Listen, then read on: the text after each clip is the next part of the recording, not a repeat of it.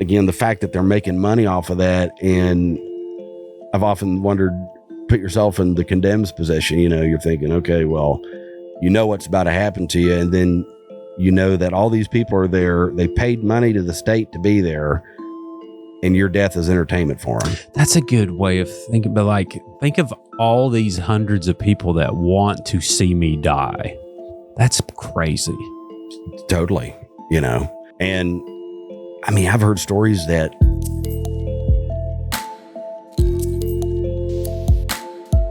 welcome to Creepalachia. We have the show and tell table out for the studio today, and the reason being is we have Shanks in the studio, baby. We're talking West Virginia State Penitentiary today, and this is the first official prison show. Thank you, sir. I've had correctional officers on, but we talked about deer hunting, but we haven't really went in depth into someone who has spent heavy time in the prison environment. So Jason McKinney, thank you for being here. Hey, thank you for having me, JD. Appreciate it. Been looking forward to it. Yeah, man. So I got your voice memo and you were talking about these different stories you were wanting to tell. And I was like, Lord, yeah, this is good. You project good. You got the good radio voice. Plus, you got heavy experience and props. What else, how can we can't go wrong today? So thank you for making the drive. So give me some background on you, where you grew up, how you ended up working there. Yes. Yeah.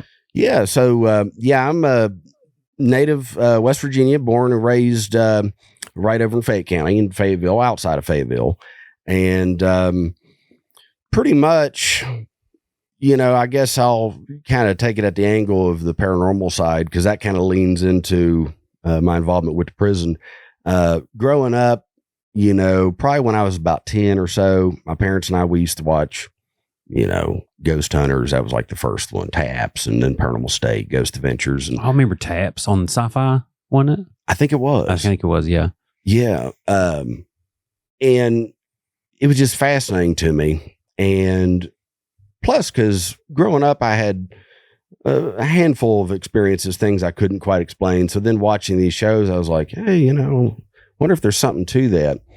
And around 2007, I was, about 12 or so. Mm-hmm.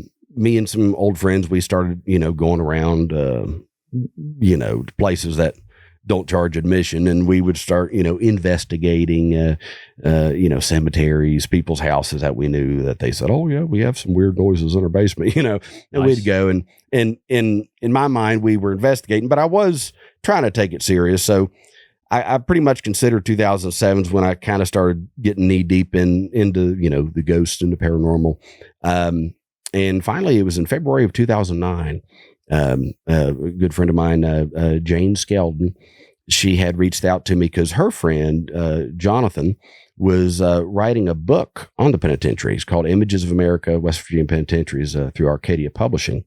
And she said, he's got a trip coming up on, I believe it was the 20th of February back in 2009. She said he's got a trip to Moundsville and he's got a couple free spots on the tour. He's staying the night. Would you like to go? And I remember I was in my family's half bath at the time on the phone with her, and at the time I'm 14. And this book? Yes. Got it. Great book, by the way. Yeah, I love these Images of America series. They're really cool. They got every county, town known to man. Yeah, super cool. Carry on.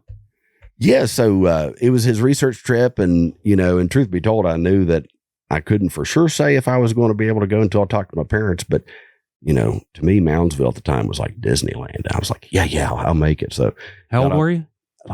14. Okay, talk to your parents. Got it.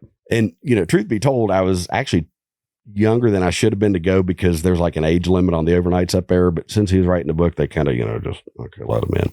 Right. And my parents were, they knew Jane. And because I went to school with her daughters.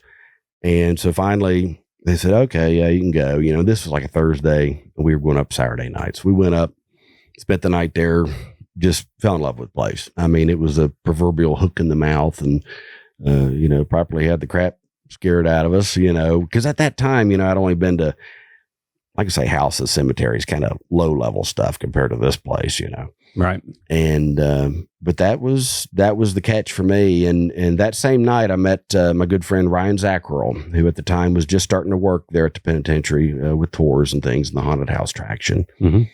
And, over the years, his and my friendship kind of evolved into, he introduced me into his friend Dave and, their friend Steve, who, both Dave and Steve have since become, great friends of mine as well. And over the years, I would make it up to the prison at least once or twice every year for daytime visit, spend the night, whatever. And it just, the love of not just the mystery of the place, it started with that for me, but it grew into the history. The more stories I learned and just, really how wicked this place was.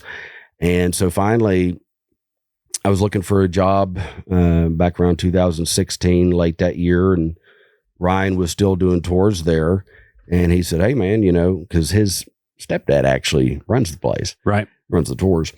And he said, I could probably get you on. I talked to Tom. And I was like, hell yeah, get me on, so went up and I lived with them for a short time. But yeah, I started mid-July of 17 doing tours and daytime historical tours. And ultimately, a couple of years later, that led into, I started picking up night shifts, doing like more of the paranormal stuff.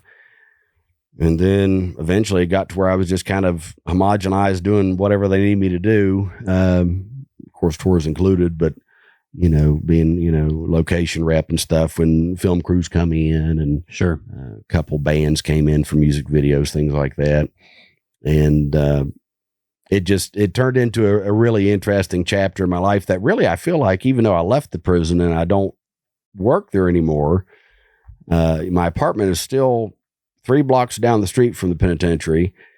I still study about the place. I'm still actively trying to learn about it. In my free time, I'm reading about it, always checking online for what I can snatch up when I can afford it, stuff from there, collectibles. And yeah, it's just, it's kind of safe to say turned into a little bit of an obsession. Yep. And obviously, your experience of working there is in the paranormal side of it. The prison closed in 1995. Is that correct? Yes. Okay. So I'm sure there's still some COs floating around that worked here. But yeah, a lot of things. The last hanging was here. The last, all the executions used to be here, right? Exactly. Started in 1899. Yeah, 1899 until we abolished, like 6 decades ago. West Virginia was one of the first states to abolish the penitentiary, which is quite surprising for a lot of people to hear. They're like, wait a minute. West by God didn't want to, put people to death. Well, one reason is because of Frank Heyer. That actually was one reason that ended the hangings. He's the guy who got his head lopped off when he fell from the gallows. But all kinds of good motivating stuff like that coming up. So where do we want to start? Give us a little background on the penitentiary and how long it was in operation, maybe. Sure.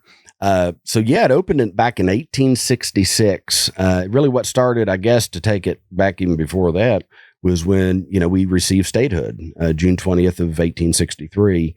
And first governor was Arthur Borman. And, for a few years, all the felons, the state felons, were being housed in the local jails, things like that. A lot of them, I understand, were concentrated in the Ohio County Jail up in Wheeling. And, they had overcrowding issues, and with that came escapes, things like that. So housing them in Wheeling and the county jails, it just wasn't a long-term plan. But it took a few years for Governor Borman, kind of lobbying the legislature, saying, look, we need a penitentiary for our new state. And finally, I believe it was February of 1866 when they finally decided, okay, they set some money aside. They wanted to put the penitentiary somewhere near the state capitol, which at the time was Wheeling. Early on, it kind of went from Wheeling to Charleston, and all that. Yep. So they finally decided on the plot of land there in Moundsville. It's about 10 minutes down the river from Wheeling. And all those inmates from the county jails and Wheeling jail came down. They were put to work in the local stone quarries. They started quarrying the stone. They would transport it to the property, and they themselves, at least that north half, the oldest half of the penitentiary, was all built by those convicts. Every block of sandstone was cut, beveled, and laid by hand. And they started the construction, I believe it was June of 1866, pretty much nonstop. They worked in shifts until 1899, when the original penitentiary structure was fully completed. Convicts built the penitentiary?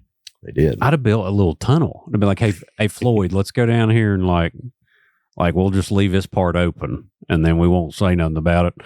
But, I'm sure they had people overseeing them, but wow, interesting.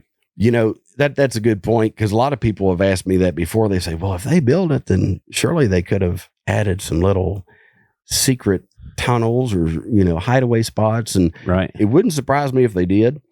But yeah, they built that north half. Mm-hmm. And, over the years from, I don't know, the 1890s up through the 1920s, the original cell block only had like 250 cells. So in the early 1900s, they added on some extra cells in the what was known as North Hall, which is kind of the part of the prison you see there to the left. Mm-hmm. So by the early 20s, they had around 800 cells, steel cells, 5 foot by 7 foot, because originally they were 4 by 7. They were stone.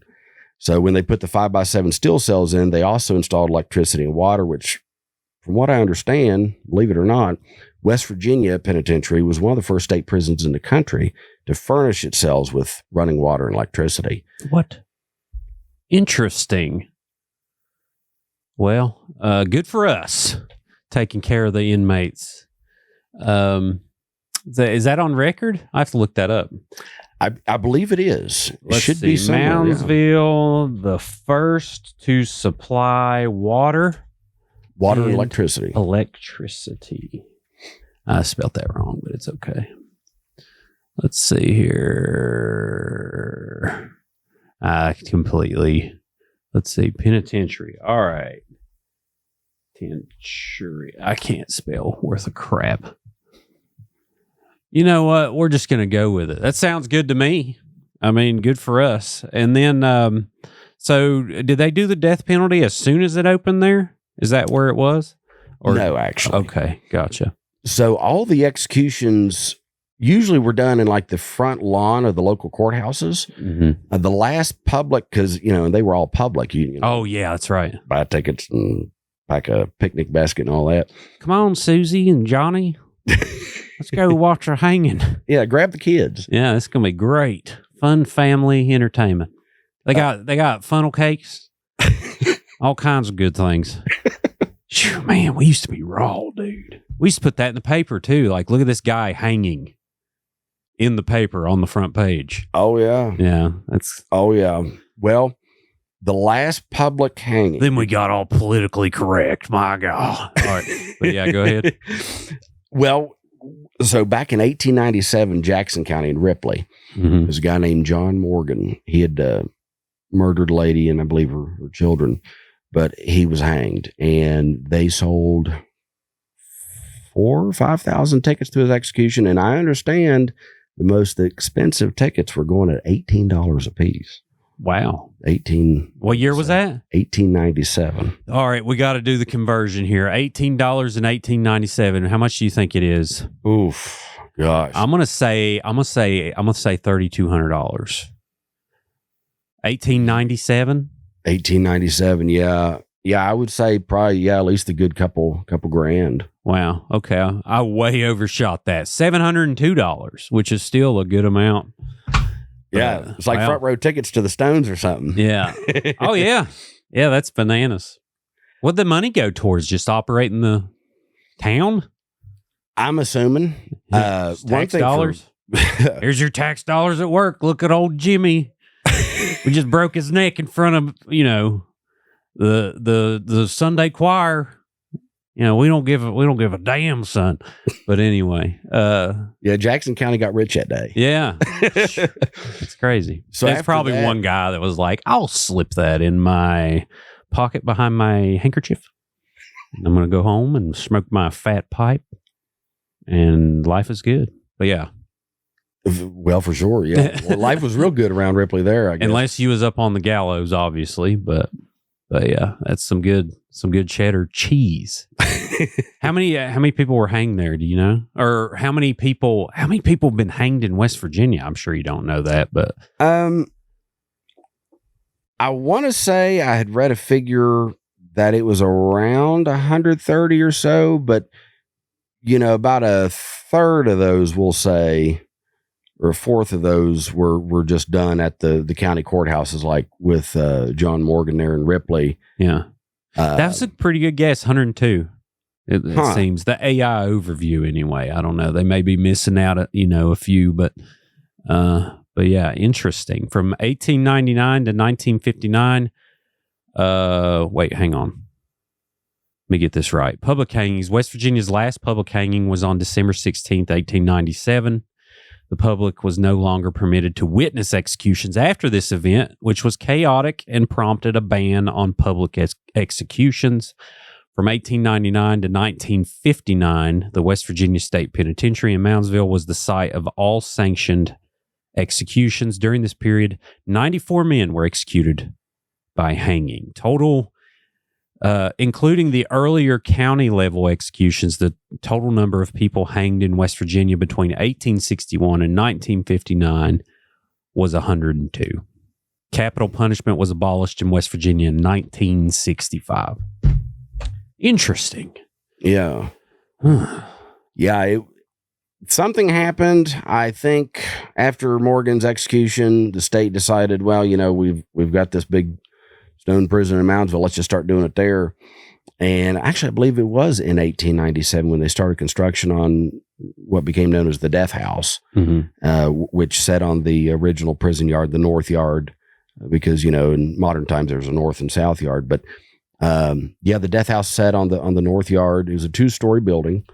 I believe it cost, I want to say, around $7,000 for the state to build it. But the first floor, it had, a viewing area, for the witnesses, the execution chamber, of course. It also had an area for the death cells, which I understand there were 4 of them. They were like semicircle in shape. The death cell's not necessarily death row. Death row was located within the actual main prison structure, but the death cells where they would have moved, the condemned the last night or 2 of their stay before their sentence was carried out. Then the second floor of that building had a room for the chaplain, some officers, and they had an isolated medical wing for inmates with TB, diphtheria, smallpox, things like that. Diabetes. Perhaps. They didn't know what that was. You didn't make it long enough with diabetes back then. They just didn't know what happened. Like, oh, we lost Floyd last week. Daggone, I wonder what happened. I don't know. Maybe we'll know in 60 years, But anyway, is this the place? So that right there, that is the North Hall. Gotcha. Yeah, those cells right there are pretty much from the 20s when they done some more renovation to that area, because the original North Hall that was put in the early 1900s really was somewhat short-lived. Yeah. The original North Hall held almost twice the amount of cells that it does in current times, like what that picture represents. It holds about 160 now. I understand it used to be closer to about 400. But yeah, that's, like I say, that's where, the 85 hangings were done, starting in, like you mentioned, 1899, last one being in 1949. And the warden at the time... 49 or 59? Last hanging at the pen was 49. Oh, okay. Gotcha. And the warden was a guy named Warden Skeen. And he had heard that the electric chair was more humane method of execution. So he decided to do away with the gallows and pick up the electric chair. So I guess as one way of saving money, he took one of his inmates who just so happened to be a really talented carpenter, Paul Glenn, and sent him up to Columbus, Ohio, to Ohio's original penitentiary there, because they already had a chair. And once Paul got to Columbus, he, made some drawings and like a pattern, I guess, if you will, of their chair. And once he got back to Moundsville, based off his drawings, is how he built that chair, mostly all by himself out of solid oak. And as you could probably well imagine, being an inmate building an electric chair in a maximum security penitentiary, he wasn't very well liked after that. Yeah. It's like, dag, you traitor. Old Sparky is what it was called, which I think there was a lot of old Sparkies back in the day. I don't know, but I mean, what else you gonna?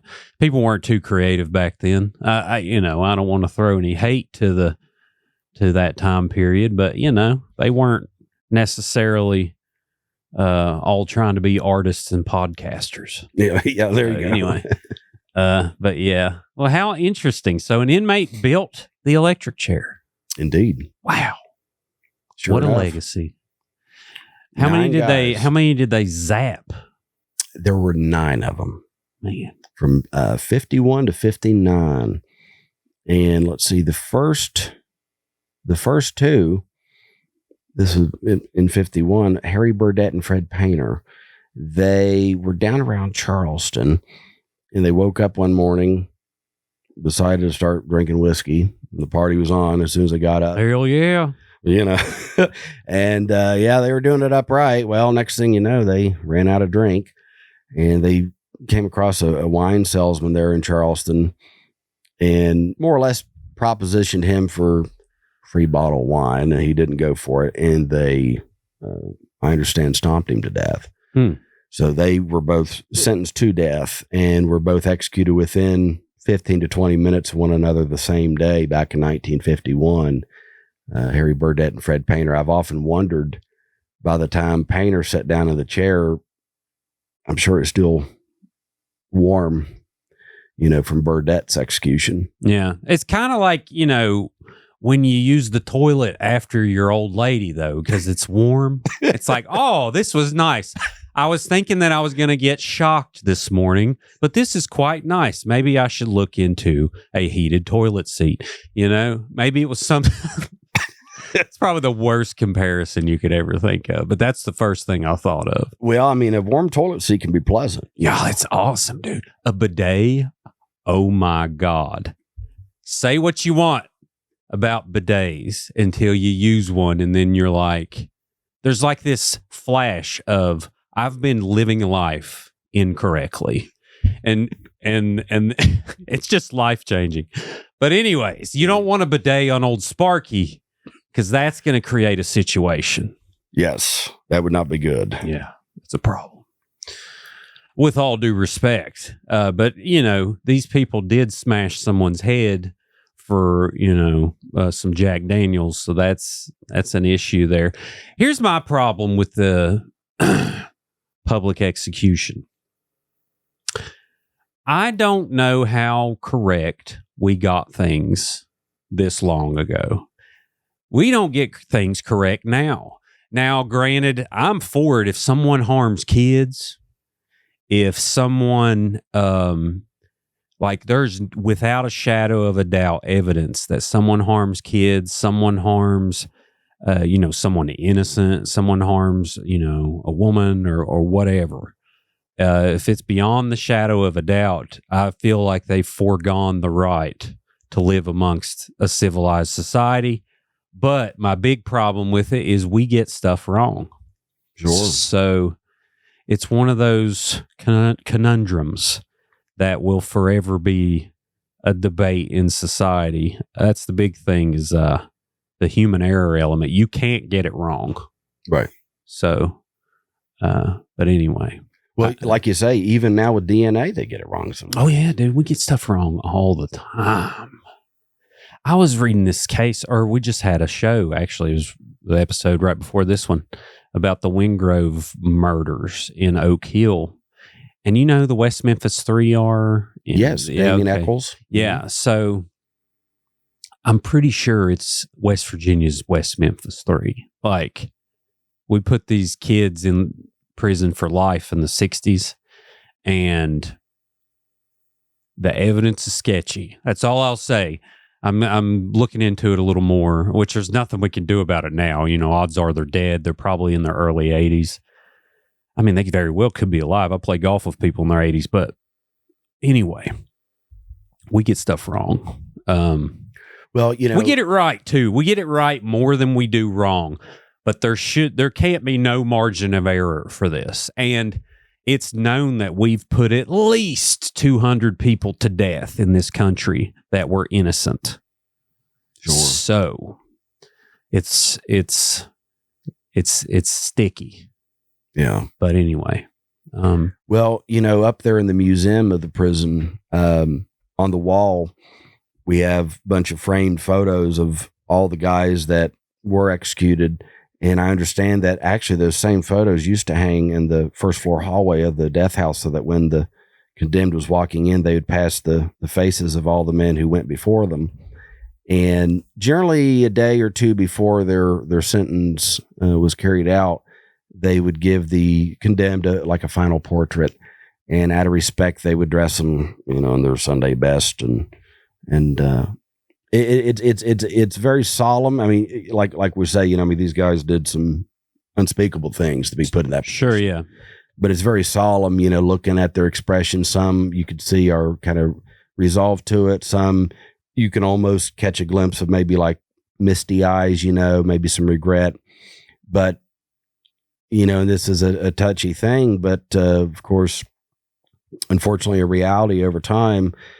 As you look at the pictures of the condemned, the first 30, maybe 40 of those guys they're disproportionately black. Really? And a lot of them were from like, you know, certain areas in West Virginia where that kind of, you know, thing was a little more prevalent. See, Jason?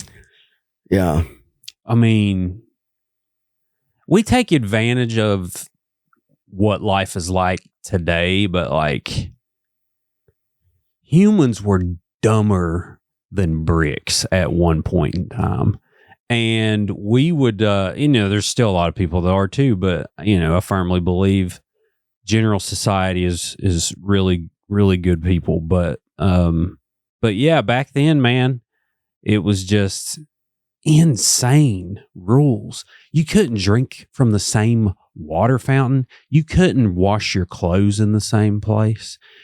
You know, we had people just literally taking street justice and saying, you know, this person spit at my wife or different stuff like that. And we would just take them out and then hang them from a tree back in the day. It's just freaking insane to think about it today. But that's what I think about here is like things like that is the human error was higher back then. For one, technology was worse. We were less educated.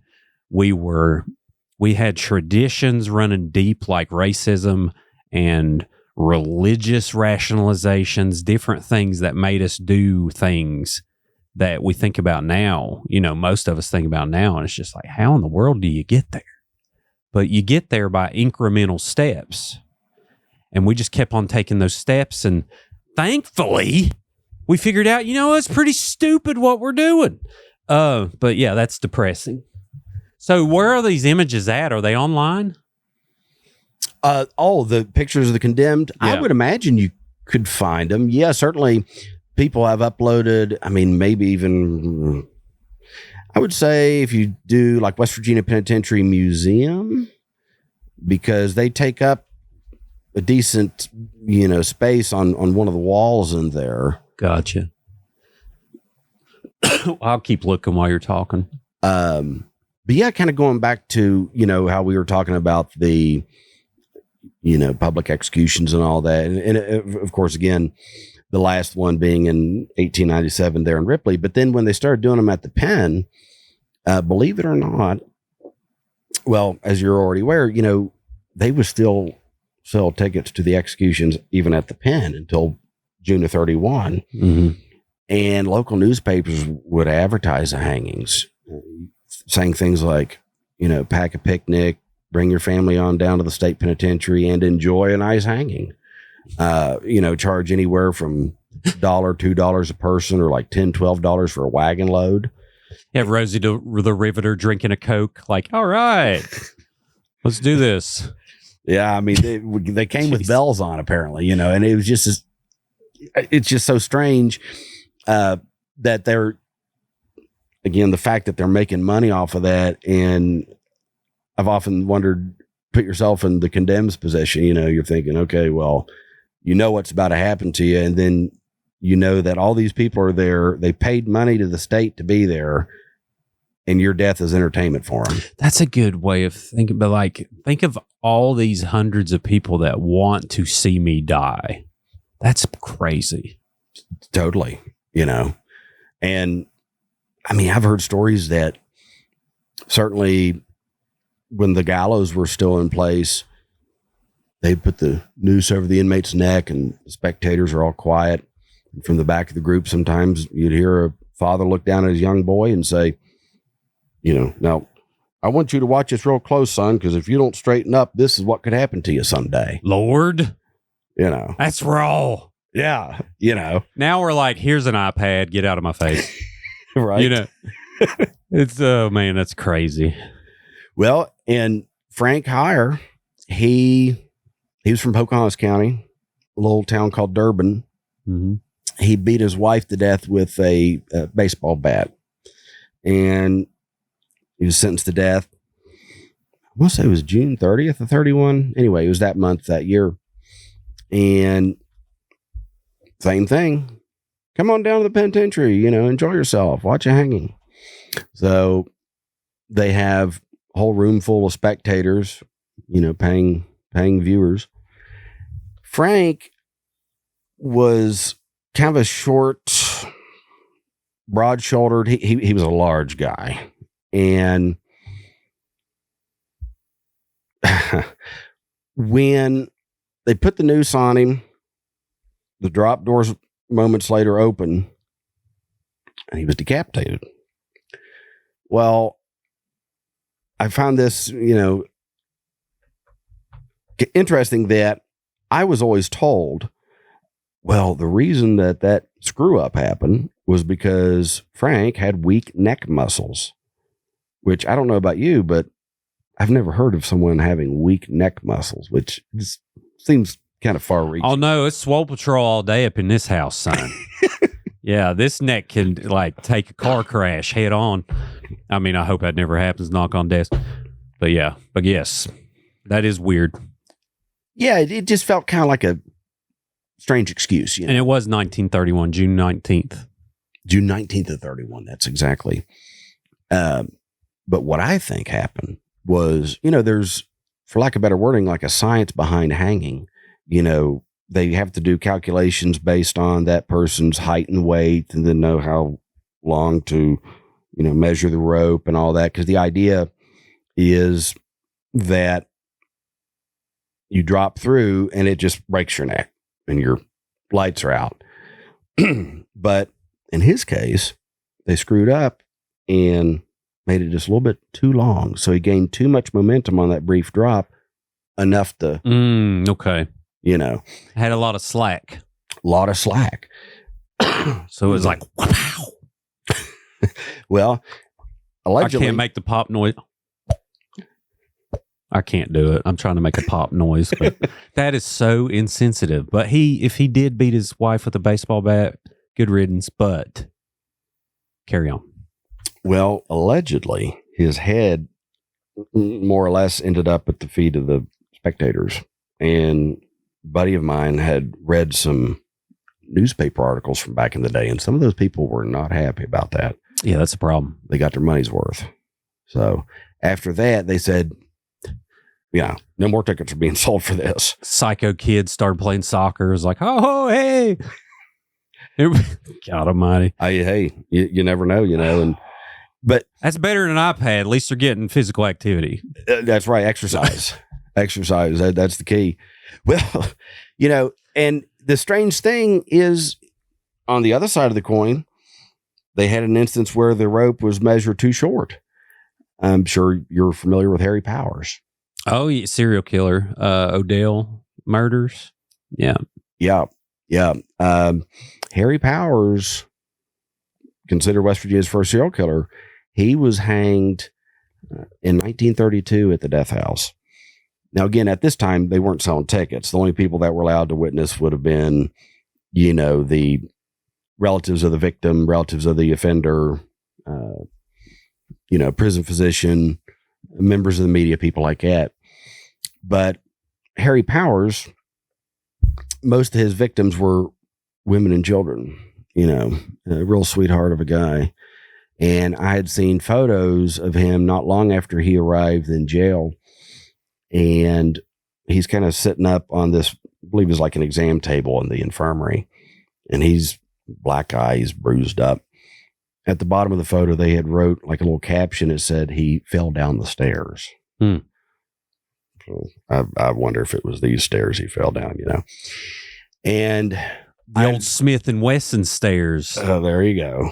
I got 2 gun, 1 for each of you stairs. Yeah. I mean, I'm kind of for it, but carry on. Well, so they go to hang him. I mean, I'm not advocating violence, but carry on. Sure, fair enough. Yeah. But when they went to hang him, the rope was too short, and apparently it took at least 10, I've heard 11 minutes for him to die, because he more or less was just strangling to death. So he kind of flopped around a little bit. Mm-hmm. In my personal opinion, and I don't know this as fact or anything, but my personal opinion, I have a feeling that was done on purpose. Yeah. Interesting. And this is the trap door? So the gallows, or what is this I'm looking at? So that's actually a fascinating thing to bring up, because those drop doors, that is actually located inside one of the original entrances of the penitentiary, the old North Wagon Gate, where the old horse-drawn wagons used to come in. And I'll be completely honest with you, even to this day, if you go to Moundsville and you talk to the townspeople there, maybe about half of them will tell you, oh yeah, they hanged him in the North Wagon Gate, because for many years that's what everyone thought, because those drop doors make for a very convincing gallows. Mm-hmm. And it wasn't until actually shortly after I started doing tours, one of the old tour guides, CJ is his name, who's done a lot of really deep research into the pen's history. He found some articles actually talking about, going back to 1897, when they said, okay, at this point, the governor ordered, we're setting aside $7,000 for the construction of a death house at the West Virginia Penitentiary. And from the, time that construction is completed, all state sanctioned executions will be performed within those confines. So then it kind of led him down that avenue of looking more into the death house, realizing, yes, in fact, it was finished in 1899. So a lot of the tour guides, though, at the penitentiary had been telling people for years, and here in the North Wagon Gate, this is where they hang people, because those drop doors. So it's just so accessible. It makes sense. So accessible. It makes sense, and I always like to say history is a moving target. There's always more to learn. So once we learned that we, in fact, were wrong over those years, that actually, the picture of him there, that's one of those images that are in the museum. Yeah. Oh, this is him. Okay. Mm-hmm. Interesting. Gotcha. And so us tour guides, we had to delve even deeper and think, well, what was the purpose of these drop doors? And well, come to find out, the second floor, because originally that was used as housing before they had enough of the penitentiary built, in the 19th century to move into. Believe it or not, you had about 100 guys living on both the first dirt floor and the second wooden floor there in the Wagon Gate. So when they moved into the first cell blocks, they converted that second floor into storage. Those drop doors would open and there would be a hoist that, whatever is being delivered, they could just hoist the boxes, the shipments up into the storage area. Mm. So like I say, good problem to have. We realized that we were wrong over the years telling that, but then we started to correct ourselves. Now, to explain that mannequin that's hanging from the rope there, because for so many years it was thought that hangings were done there. It was a part of the historical day tours. Tour guides would take you into the wagon gate. They'd tell you some stories about like Frank Heyer, and there's a rope hanging down from the ceiling. And as everyone's kind of enthralled with the stories, they would yank on this rope and the drop doors would bust open. Nice. And they would hang a dummy on every day tour. Lord, yeah. What brought that to an end was a good friend of mine, Lori, former tour guide up there. She had a group in there and she's telling them about Frank, whatever, pulls on the rope, dummy comes through and the head popped off. Really? Yeah. So I think some people that's even better. Yeah. It's the exact story. History repeats itself. Wow. So where did they hang people? So they hanged him in the in the execution chamber in the death house. Okay. The gallows, it was, because I told people that and they like on the first floor, and understandably, but it was obviously an elevated platform. It had 13 steps, just like the noose has 13 knots to represent the 13 people who sat in judgment on them. But again, it was all contained within that first floor, and that's where the gallows would have been. Of course, again, until 1949 when Warden Skeen decided, away with the gallows, in comes old Sparky. But botched executions was not really a rare thing up there. I mean, even let's see, it was 1938, I want to say. Orville Atkins, John Travis, and Arnett Booth. These three guys had kidnapped the minister somewhere in southern West Virginia, and they took him out to like an old coal mine and left him, and he developed pneumonia and passed. Well, those three guys were convicted and sentenced to death for kidnapping and manslaughter. Now, they hanged these three guys simultaneously, same time. Their hands were tied behind their back. Their ankles, I understand, were kind of tied together. All three of them are up there on the gallows. The noose is already around John and Arnett's necks.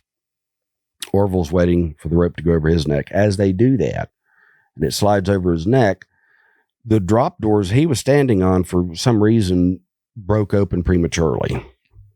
He fell through, broke the leg he landed on, broke some ribs, collarbone, still alive, just, of course, pretty well injured.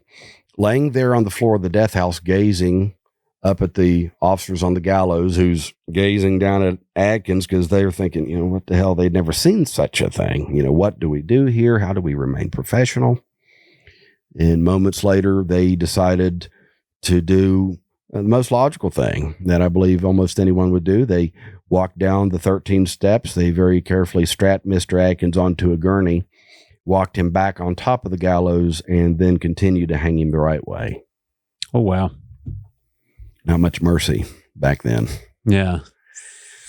I had a CO on a day tour a while back. I believe he was from Florida, some state, of course, where the death penalty is in effect still. But he told me they had a man who woke up on his day of execution complaining of a headache, and they postponed it for him. I guess you got to feel well to die or something. They do have a weird thing like that of be sure to check their mentality. Make sure they're confident enough to die. Yeah. We come up with systems. We rationalize things. It's so weird. I wonder how many states the death penalty is still a thing. Let's look that up. I'm curious. How many states have the death penalty? I'm going to guess 20, 25. 27. 27. Of which 2, Oregon and Wyoming, have no inmates sentenced to death right now. Interesting. So there you go. And obviously, we don't do politics on the show, but that's one of those areas of that's definitely in the creepy factor of discussion. Sure. But it's a lot of nuance to it. I just, crazy. And we don't necessarily think about the people who work there. So imagine feeding someone, a human, feeding them for a certain amount of time. And usually typical death row is a long time. So you're sitting there, you're feeding them. You're probably having conversations. some of them, I'm sure a lot are narcissists. Narcissists are charismatic. So I'm sure they get along and eventually, and then, it's time. Yeah. It's crazy. And we have these things like, oh, well, what's your last meal? Like, oh, well, I really want a Big Mac. Yeah. You know what I mean? And then they'll do McRib. it. Yeah, like a McRib. What would your last meal be? Oh gosh. Ugh. That would be tough. I mean, maybe I love pizza. Yeah. Maybe like a good coal-fired pizza. Maybe something like that. Fish and chips, something like that. Fish and chips. Okay. That's a hard one. I like so much food. I'd be like, I want 7 kinds of cake. Who cares about my pancreas now? I mean, it was a good run, but let's just go all out. Give you a full spread. Yeah, full spread.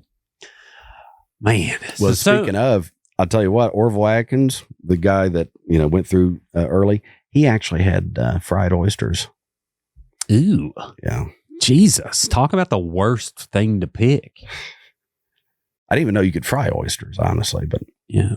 I guess you can. Raw oysters upset me. Like, if there's one thing in this world I would say let's do without, it's raw oysters.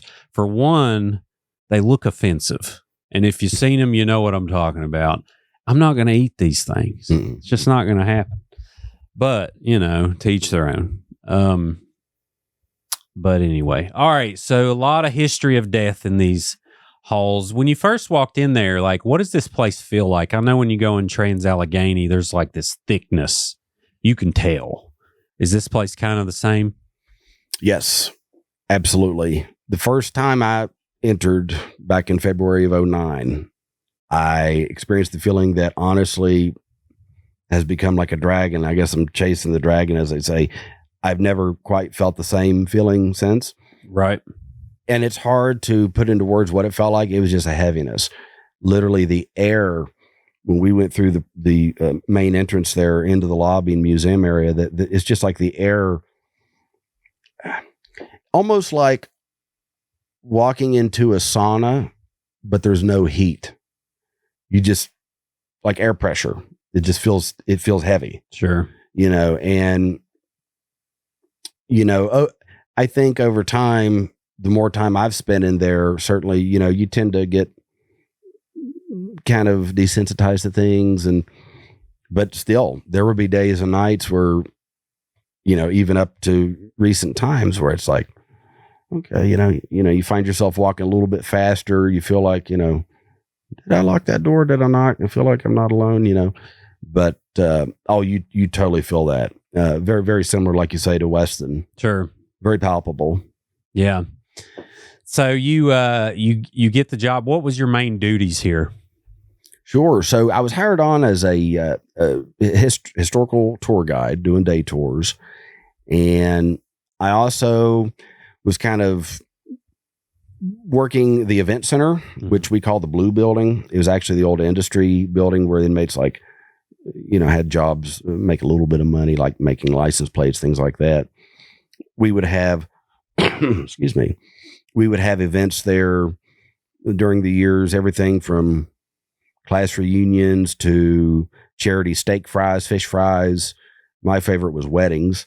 And I would work, making sure that they, if they need anything, just kind of being a location rep for the people who rented the event center out. But things like that. But like I say, predominantly I was just doing tours. And ultimately that led into paranormal tours because my boss, Tom, he already knew that just like his stepson, my buddy Ryan, I was pretty deep into the paranormal. And he's like, all right, we're going to get you into the nighttime stuff here eventually. So, and then it got to where I was kind of doing both, daytime and nighttime, which made my sleep schedule kind of fun. But nice. But yeah. YOLO. There you go. There you go. My first day, I went in and I had training about a week and a half shadowing, and I would shadow a couple tour guides. And then finally, after like 4 or 5 days of shadowing them, they would more or less shadow me. And then I would take over their tour, do the entire tour, and they'd be at the back, just kind of watch me, and I'd just so nervous, almost shaking, you know. But the two people that trained me is my old friend CJ and my buddy Chuck. CJ is a historian on the penitentiary, and Chuck is a former officer there. And actually, he'd retired from corrections around 2013, somewhere in there. So I'm kind of biased, but I feel like I was trained by. I give them their roses. I feel like they were some of the best people to, you know, that I knew I was in good hands. Yeah. So, but like I say, the first day we go in, CJ and I, and we're walking through. CJ was the first tour guide of the day. So the first tour guide, whether you're doing day or a nighttime tour, you know, you come in, you know, get the lights on or off, depending on what you're doing, make sure the doors that you're going to need to have access to on the tour are unlocked. You know, you just check the tour out, make sure everything's copacetic and safe and whatnot. So as we're walking through, we're going into the Old North Hall to get some of the doors up there. Now, CJ, he always said, he kind of scoffed at the idea of ghosts and the place being haunted. He said, oh, well, if they're here, they don't bother me and all this. So as we're walking through, and again, this is 9:30 in the morning, he's talking to me, explaining stuff, and I distinctly am hearing a man up on one of the upper tiers of that cell block just whistling a tune, just whistling away. And I'm hearing it, but I'm also listening to him. He's not acknowledging it. He's not saying anything. And I'm thinking to myself, am I going crazy? Am I the only one hearing this? Is he just not acknowledging? I mean, it was plain as day. There was someone up there whistling.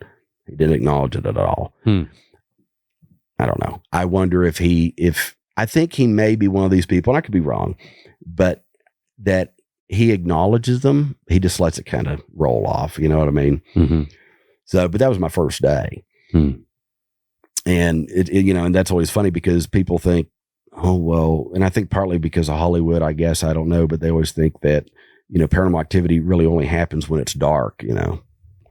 And, you know, to me, a haunting, I kind of differentiate, you know, because you have residual activity, stuff that is almost just like a record playing itself back over and over again at a certain hour, day, month, year, season, whatever. Residual activity to me is just more a form of paranormal activity. Whereas if you have an intelligent haunting, you have intelligent spirits or entities who, for lack of better words, have a sense of free will almost. Mm-hmm. And to me, in order to have a haunting, you have to have something to haunt, not just residual, you know? So I've always told people, well, when you think about it, you know, the intelligent entities, spirits, ghosts, whatever you want to call them, to a degree, they can pretty much do what they want, move around, whatever time of day. And as far as residual activity goes, in a place with the penitentiary, for example, it really makes more sense that it would be more active on the residual side during the daytime when everyone was up, moving around and, you know, working, moving around the institution. You know, because from about 10 at night until 6 in the morning, that's really the only time that most of those guys were locked down. That's a good point. Yeah. And there's a little placebo effect at night. Let's be honest. Sure. You know, but yeah. So, what is the most activity you've received in this place? What happened? Is there a certain time that sticks out? Oof. Well, there's so many times it would be hard to put a number on. You know, there's certainly some days and nights that I'll never forget. I'll take to the grave with me, things that just absolutely scared the life out of me. One thing that comes to my mind right away, and I've told this story a few times before, but back in January 2012, an old friend of mine, we went up to the penitentiary because we were invited by my buddies Ryan and Dave and Steve, and my buddy Dave's mom, Polly Gear, who, if you've heard of the Shadow Man at the penitentiary, she actually was the one who took that photograph. Good job, Polly. Sure enough. And so we went up, stayed the night with them. Now, this was in the off season. Like I say, it was January. I mean, it's colder than snot in that place. And we had the place pretty much for like 12, 13 hours from 4 or 5 o'clock in the afternoon until 4 or 5 or so the next morning. And we took a break a little before midnight. We were having pizza or whatever. And I said, you know what? I want to go to North Hall. And someone's like, oh, no, okay, I'll go with you. And I said, no, I want to go by myself. Now, this was the first time, like I say, I had really ever ventured alone in a haunted location, much less a place like this of something of this magnitude. So North Hall is this left side here? Correct. Okay, gotcha. And originally, you know, it was like general population, gen pop. A little bit later on in the years, it became protective custody. Then it turned into the segregation unit, which was more or less like lock up for the guys causing trouble in the state prisons here in West Virginia. And it kind of flip-flopped between that and PC. Anyway, in modern times, it was for the worst of the worst. Right. So, of course, you know, at night, all the lights are off up there, and it's nice and cozy. So I get up to North Hall, and there's two sides of the cell block. There's A block, which faces the street, and there's B block, which faces the interior of the prison yard. And I walk up on B block. I had a really bright light in my left hand, and I got up to what I call the B door, the door giving access to that first tier of the cell block. And I could see my light was passing all the way back up, hitting the wall at the rear of the cell block up near Red Snyder's cell. And as I got to the threshold of that door, something solid black, if I had to describe, it was like a humanoid-like figure. You know, I mean, I could make out a silhouette, you know, shoulders, arms, a little bit of a spacing between the arms, legs. It stepped out sideways out of cell 17, and it just stood there blocking my light from going any further. You know, and it took me a split second to, you know, process, you know, what the hell is this? But even before I could realize what it is I'm looking at, you know, hair on the back of my neck stood up, goosebumps, you name it.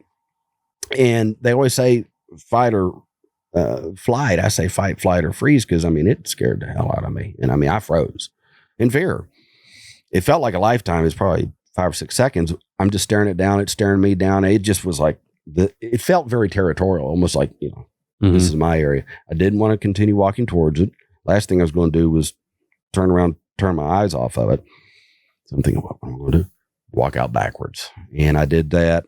The entire time I walked out backwards around the corner out of sight, whatever it was still there. And then proceeded to run faster to the lobby than I have ran anywhere else in my life because I had to change my pants. But, you know, after I started working there, I told that story to my buddy Chuck, and Chuck just kind of giggled, and I said, what, you know? And he told me about the guy that apparently was the last guy that lived in cell 17, is a man named Kenneth Chance. And I don't know if you want to include his names or not, because this guy's still alive, but shout out Kenneth. There you go. Kenneth Chance. He's over at Mount Olive, you know, the new prison in Fayette County. Yep. He's a murderer, and he was very serious. No shout out, Kenneth. He's very serious about his devil worship. So serious that around 1989, I want to say the fall of 89, he sued West Virginia for almost 2 years, trying to be allowed permission once a month to have access to like a black hooded robe, candles, a dark room, a chalice, so he could perform his rituals or whatever. Goodness. So, you know, real sweetheart of a guy. You can still find that lawsuit, I believe, online on like Justia or whatever. It's Chance versus State, Kenneth Chance versus State. So, and in that cell, presumably it was he who drew this pentagram on the wall. And, you know, admittedly, I don't know how much I believe in all the Satan stuff and all this. I mean, I'm open to it, but I just felt that out of all the cells for that thing to have seemingly walked out of, it was awfully peculiar. It was that one. Yeah. It's very weird, you know. And then I realized, I was like, oh, okay, I see why you're giggling about that, you know. Interesting. I made a note for that court case. I'm going to have to do a story on that. Totally. Oh, it's wacky stuff. Yeah. It's real weird, you know. Supposedly, Chuck also told me this, that he estimated probably around 10% of the guys in the penitentiary, at least during his time there in the late 80s into the 90s, about 10%, he said, were involved with some kind of devil stuff. So it's, kind of adds to the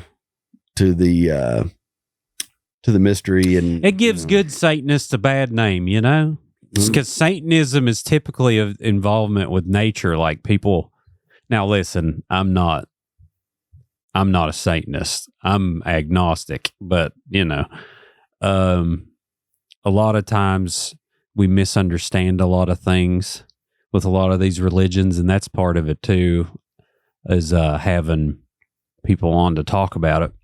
But anyway, I admit I don't know a lot about it, but from what I understand, a typical Church of Satan member is like someone who's basically, it's like a meme, kind of. You're just like for nature, and you're kind of memeing on other religions, if that makes sense, which I'm not saying is right or wrong. I'm just saying, like, it's not, typically not someone out here dancing around in devil horns and sacrificing, baby, what is it called? They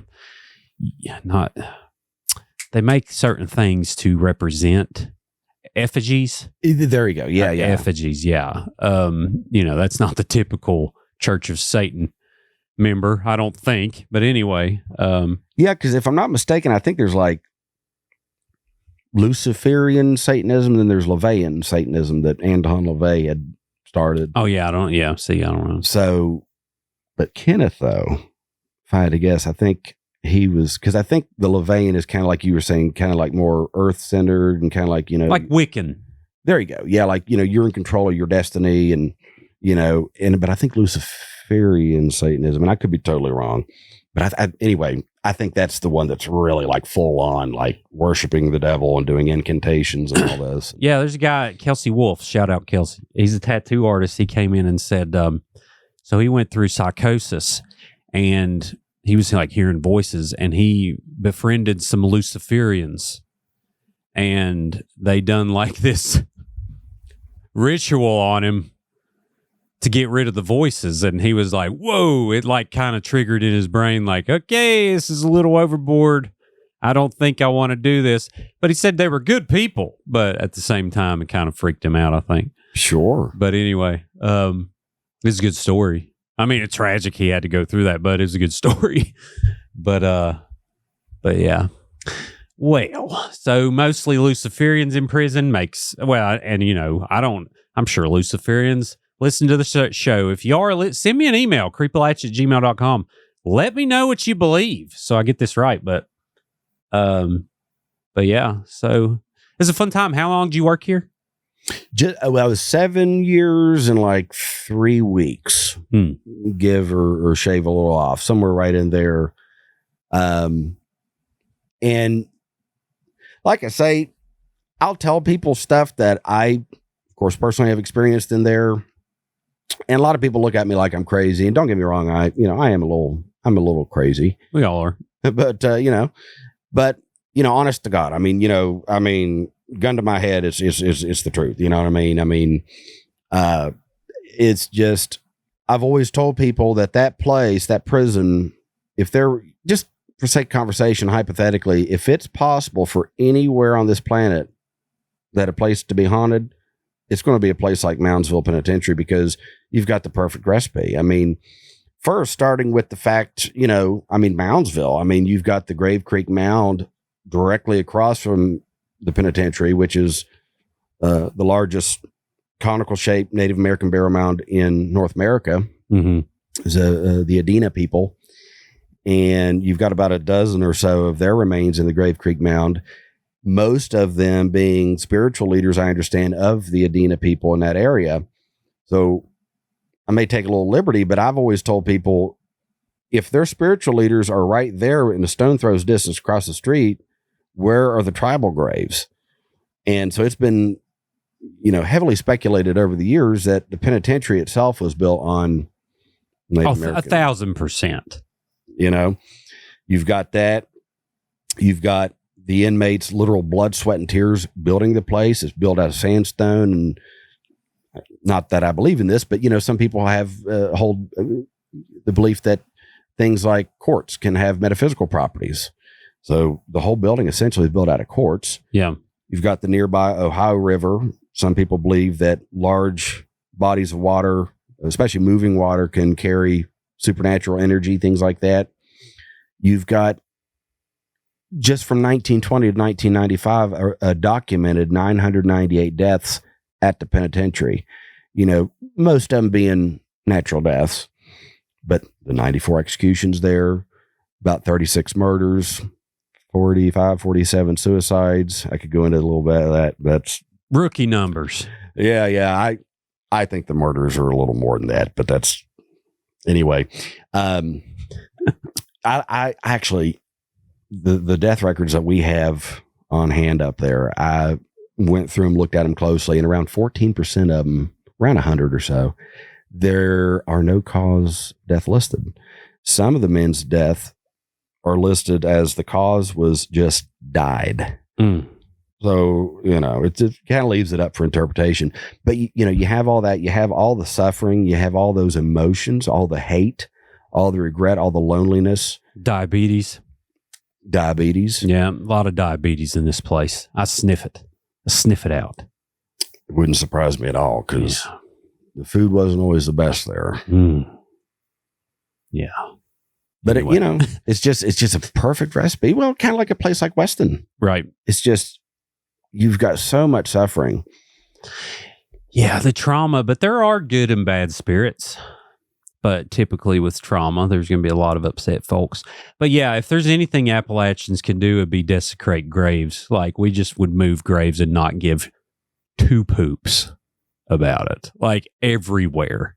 And it's very sad. But yeah, odds are in Moundsville building this prison, something was moved for sure.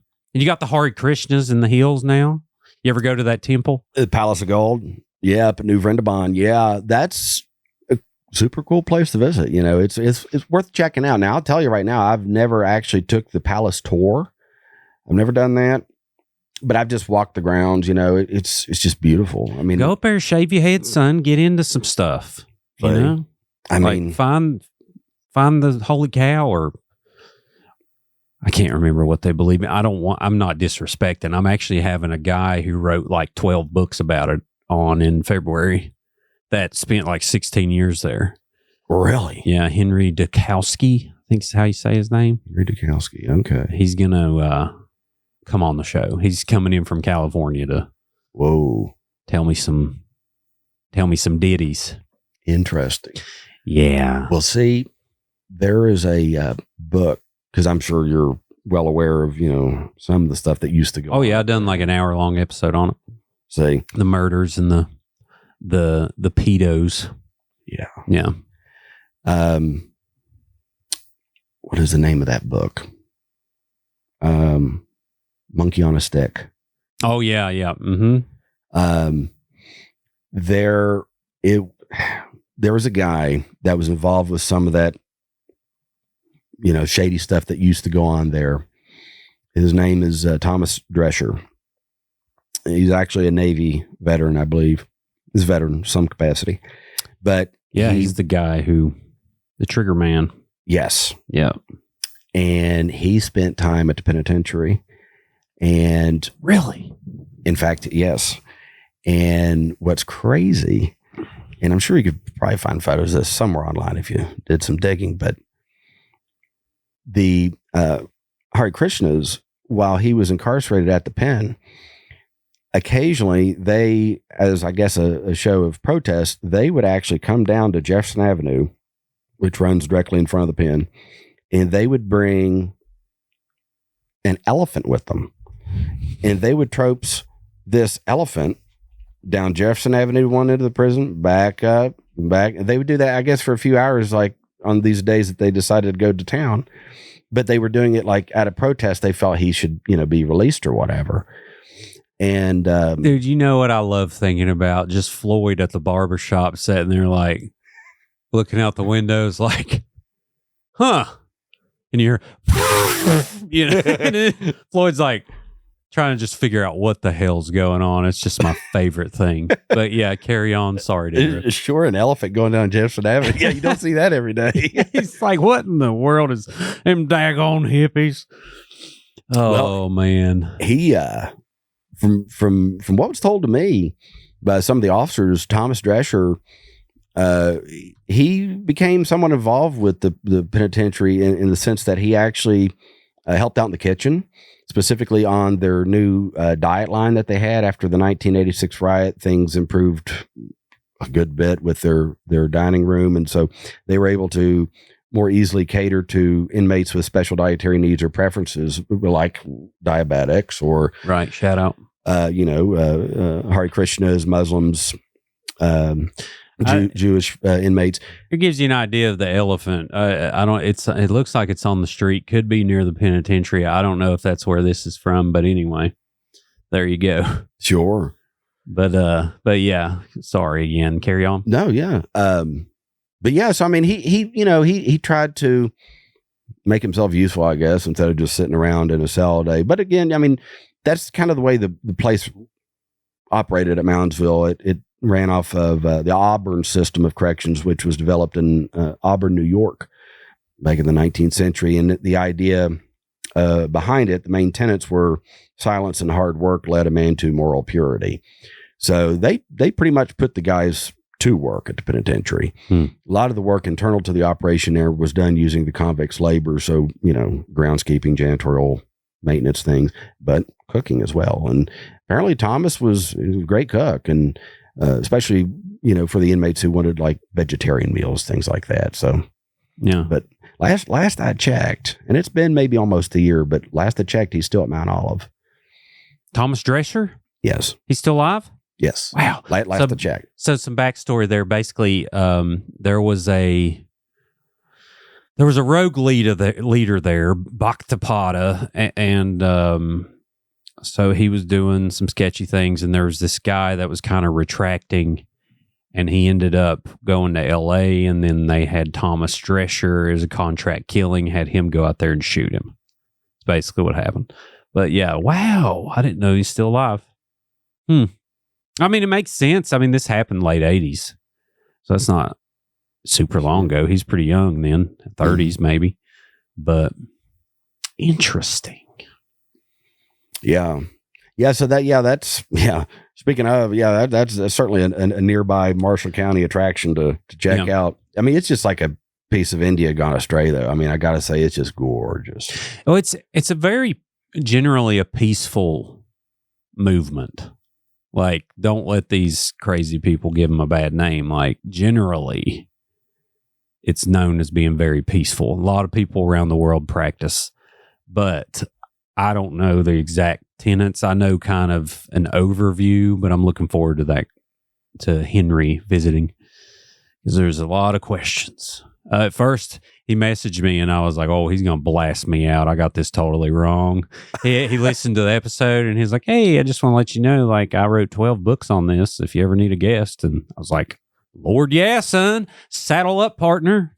Right. Come on in.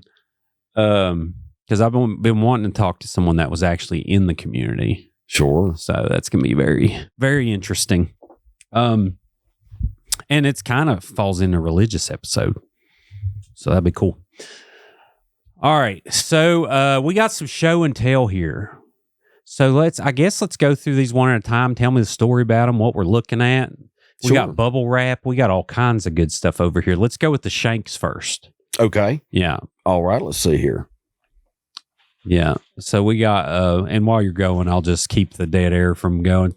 So we got, all right, we're unraveling them. We even got a shank camera. Let me load up the shank camera here. We're good to go. All right. Put it a little toward the center there, toward the center. There we go. That's perfect. All right. Tell me about this. So these shanks, this is just a small part of my collection. I have acquired these mostly from former corrections officers who had it in their collections for a long time and decided to give it to me. So I've been fortunate in that respect. But these were made in the penitentiary. Not exactly sure the time period per se. Mm-hmm. This one right here is probably my favorite of my collection, at least one of them. Here's my favorite shank. Nice. That one looks like a dessert. It's got like a little bread and chocolate swirl on the top. Yeah. I like it. And what's interesting is, best I can tell, I'm thinking it's a piece of plumbing fixture that they dismantled somehow. But the handle, from what I can tell, they took like medical gauze and wrapped it up kind of thick. And then they took like the chocolate stuff you're seeing is like electrical wire. I like it. And then like a medical tape they wrapped around it. But it's got a really good, like a hand feel to it. My buddy Chuck, I was telling you about, the former officer, he really likes that piece. Yeah. That shank ain't going to taste like it looks. I'll tell you that. It looks pretty appetizing, like it'd go good with a nice dark brew.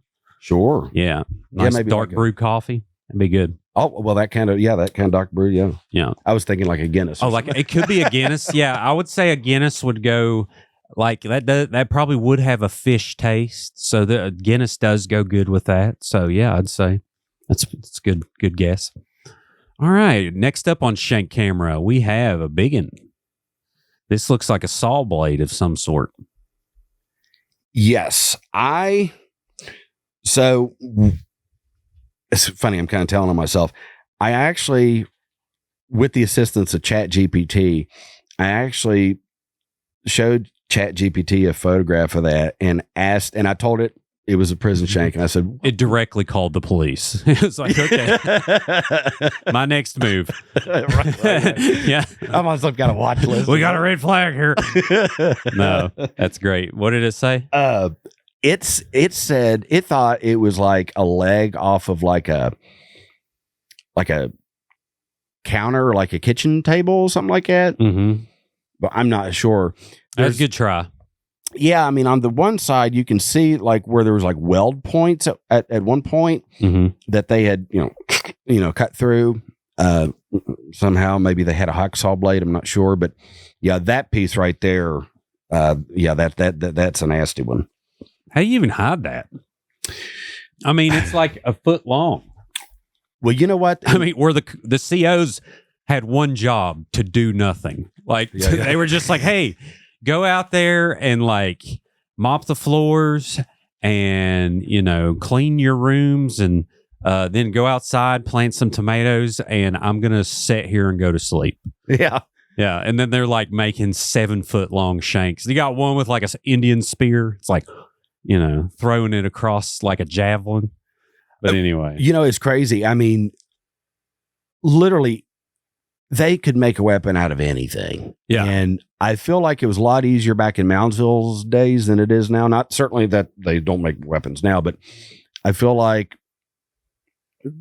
in certain respects, certain things were a little more lax back in Moundsville's days, to where certain things were left within convicts' reach that shouldn't have been.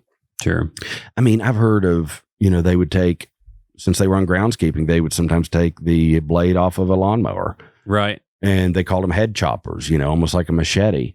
They would, literally, they could take paper, toilet paper, and using a process like paper mache, get it hard enough, they could poke you with that.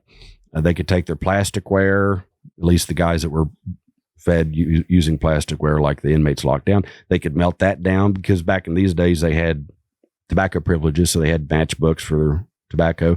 They just melt the plastic down, sharpen it, whittle it on the floor. You take really, I guess, anything and whittle it on the floor of a cell long enough, and you can, one guy made a recliner. It was crazy. Yeah. I was like, how did you do that, dude? Like, how did you make a recliner? It's like, well, I'm in here for like 15 years. Got some time. I have to do something. And then the COs were so impressed. They were like, that's pretty impressive. I'm going to leave that. Yeah. Enjoy your recliner for your 15 years. But Job well done. Yeah. Yeah. It wasn't until the early 80s that they realized what some of the guys have been doing. They were finding, and I should have brought one of these as an example, but they were finding shanks that they could easily tell were being manufactured out of the sheet metal from their bunk beds. Mm-hmm. And it drove the administration crazy, thinking, how the hell are these guys removing sheet metal, And through the use of informants, they actually not only had it explained to them, but demonstrated they would take dental floss and toothpaste or dental floss and Comet, some kind of an abrasive, and they would coat it, and they would just start working real loosely on whatever, in this case, the bunk steel that they wanted to cut, and just work it real loose. And again, nothing but time. And eventually they could just fashion a shape right out of it using dental floss and an abrasive powder or paste. The concept of that is asinine, to reasonable people. But again, what else making recliners? Do? Yeah. It's just, they're ingenious. And you think about all that potential. It's like, had they used this creativity and ingenuity for good, maybe they wouldn't have been here. Typical convict is not smart, but a lot of them are very scheme oriented. Like, okay, how do I sometimes squeeze a penny out or squeeze a dime out of a penny type stuff? And that they just used it in incorrect ways. Sure. Typical convicts. I fully believe people can find redemption and recovery, and as long as they admit their faults and all that.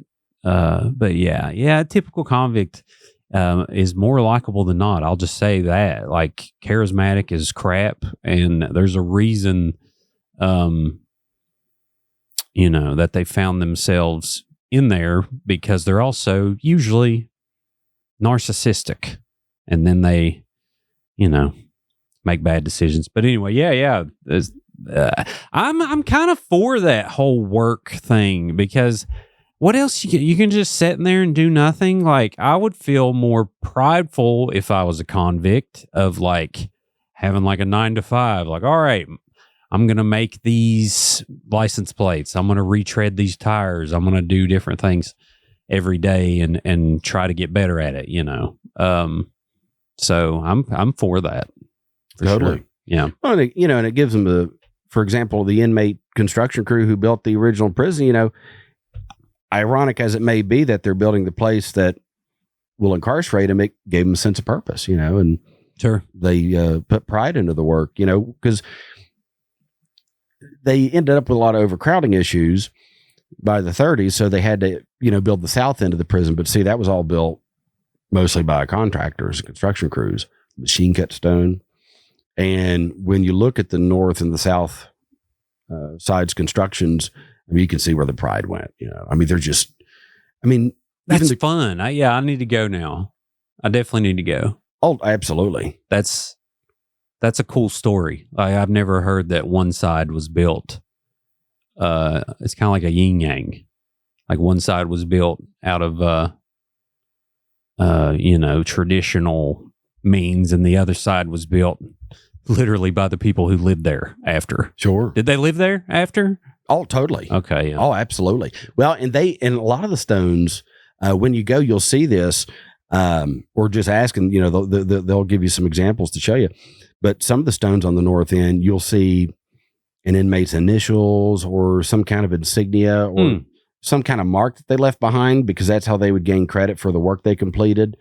After they were done, they could say, okay, that block, that block, that block, some of it was gang affiliations they'd write on there. There was, some examples of those, but, not to jump back, but they had one that said it's Appalachia, not Appalachia. They wrote it right on the stone. There you go. Yeah. Like, I got to just clarify, for people that come here, outsiders. That's right. They're clearing the air. That's funny. Well, like you had mentioned there a few minutes ago, like, how in the world did these guys carry stuff like of these sizes on their person? Mm-hmm. And that was another thing that,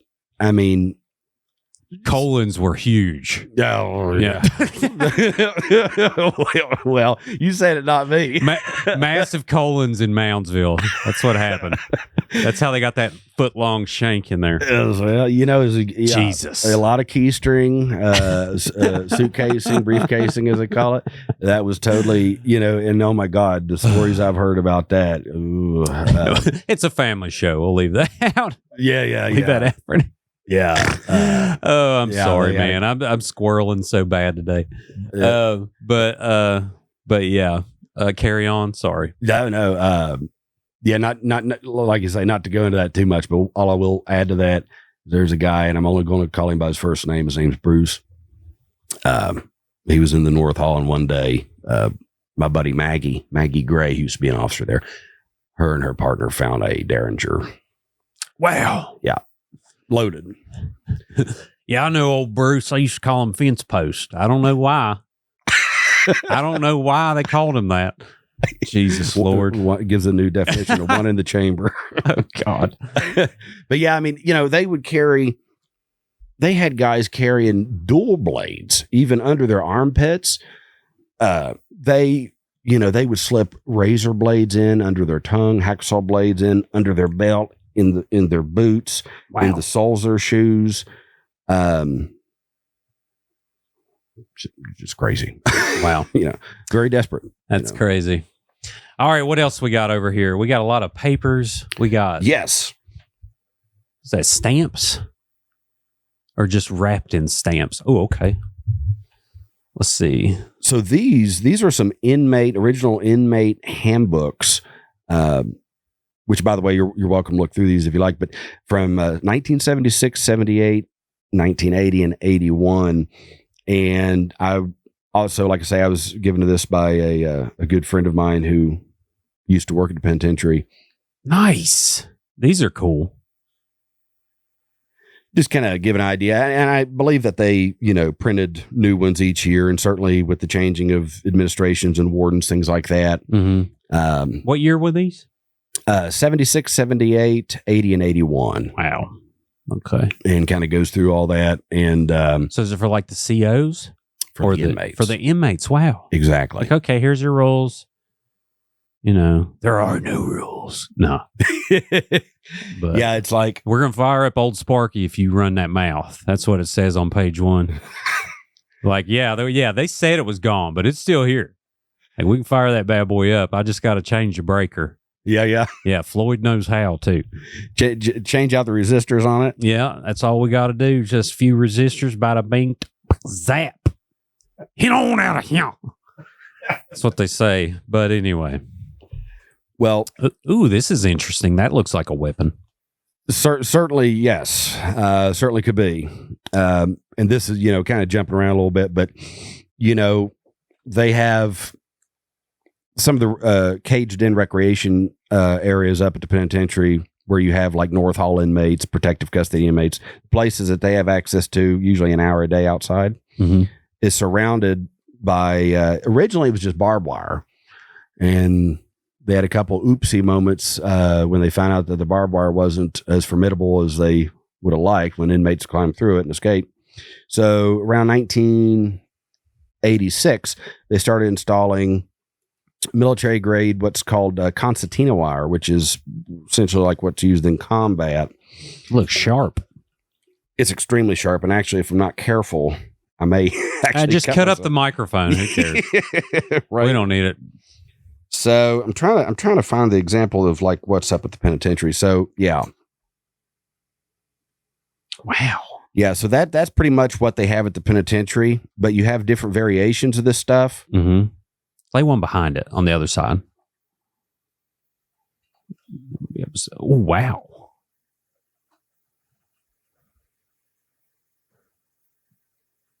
That looks like it's straight out of Teenage Mutant Ninja Turtles.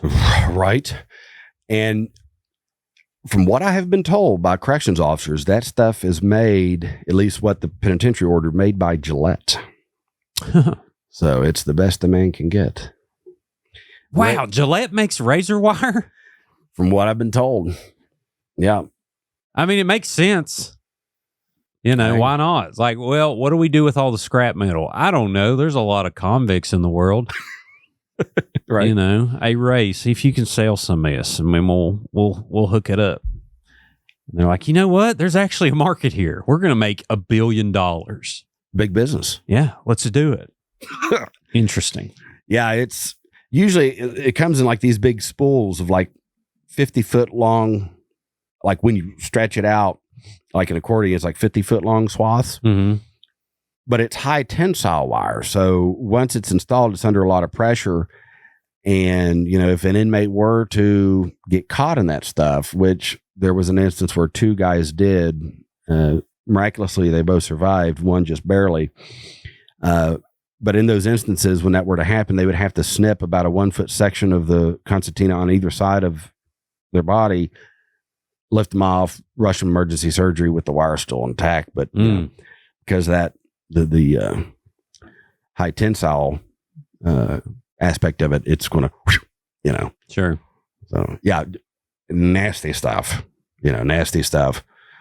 But if I understand right, like I say, it's pretty much what's used in combat areas. Nice. Interesting. And I guess all the razor wire is down. There's no more razor wire around this place. Well, believe it or not, actually there are some still left. Okay. At least around like the caged in rec yards, the bullpens as we call them. Right. Well, Interesting. I think they had plans, the Department of Corrections, some years back, to actually take it down to repurpose it somewhere else. Mm-hmm. They had a professional come in, and, you know, in order for them to handle this stuff, they have to have, you know, like these leather, welding gloves, gauntlet gloves, and like chainmail on top of it. And he knew what to do, but he was trying to take down some of the concertina up there, and he got nicked really bad, and they almost didn't get him to the hospital in time. Whoops. I think after that, they're like, shit, let's just leave it. Yeah, that stuff's intense, man. You got to like wear special gloves sometimes to handle it. You know, you're just like, it's whatever. I've been here 45 years. It's all right. You know, we can handle this razor wire. Well, that was cool. What else we got? So, you know, over the years, going back to the inmates and, you know, in the Auburn system and them being put to work, again, they manufacture all kinds of things, everything from, especially in the early years, from mattresses to paint, tobacco, bull whips and jockey whips. For example, this jockey whip here, which has seen admittedly better days. Interesting. Wow. Okay. Now, just as a fun little thing to throw in here, and I don't know it for fact. Cool. But supposedly, and this is something you may be interested in looking into further, but supposedly some of the bull whips that were made at the penitentiary were used in Roy Rogers films. Oh, wow. You can hold that up by your mic and you can see it good right there. Yeah. Really? Did he have a bullwhip? I believe so, yeah. So he's just singing and then he's like, wow. Yeah. Yeah. Wow. Interesting. Yeah, but, you know, the craftsmanship and the talent that so many of those guys had and have, you know, so many incarcerated people, again, they have so much wasted potential and wasted talent. It's just a shame. Oh, dude, have you heard of Billy Foster? Yes. Okay. Yes. I was going to say, I did a whole episode on him. He was in Moundsville. Yep. Mr. Dunphy. Yeah. Yep. Yeah, a friend of mine. Okay. Benny's a friend of yours? Yes. Oh, cool. Yeah. He's a good dude. Yeah. Billy, such a talented guy, you know, spent, let's see, 28 total years at the penitentiary. Yeah. And, of course, I'm sure Benny told you all about that. I remember watching that. It's been a few months back. You know, he kind of murdered people. I think there was 2, but he said it was self-defense. But at the same time, he did a lot of amazing artwork while he was there. And Benny's for those who hadn't listened to that episode, we did look for Benny Dunphy, The Art of Billy Foster. Benny spent his like later years of life trying to find all his artwork. So it's pretty interesting story, indeed. Yeah, he's doing a great job. He's so passionate. But I mean, he's the right guy for that. He is just so passionate. Sure. Really helping to carry on. Billy's legacy. Man, so this is a purse made of stamps? Correctamundo, yes. Wow. 20-cent U.S. postage stamps. Interesting. Nothing but. Lay that on the seat. I think if you lay the big part on the seat, we'll be able to see it here. Wow. That's a little bright, but let's see here. Let's try this other camera. Yeah, it's a little better. Wow. Who did this? So I don't know the inmate's name. Certainly it was one of the guys up at Moundsville. I understand made around 1980, early 80s. And how I came to acquire it was kind of funny. It was like the first year I was living up there. I had seen it posted on eBay, and I believe he was asking. It was a minister there in Moundsville who also at the time had a bakery up there, who was selling it. And I think he was originally asking like 70 plus like $10, $15 shipping. Well, I messaged the guy because I seen it and I was like, oh, I've got to have it. Yeah, that's epic. And I told him who I was. Hey, I work at the penitentiary. And I said, I'm really interested in this, but just to save the $15 shipping, would you mind if I could we set up like a local pickup, cause I'm a local. And he got back to me, super nice guy. And he was like, you know what? We can certainly work that out. Come by my bakery. He's like, matter of fact, I'll just charge you like $40 for it. Couldn't hop on it fast enough. That's awesome, dude. That's well worth $40. I'd have to agree with you. Yeah, way more actually. And kind of made in a similar fashion with those postage stamps is this next item here.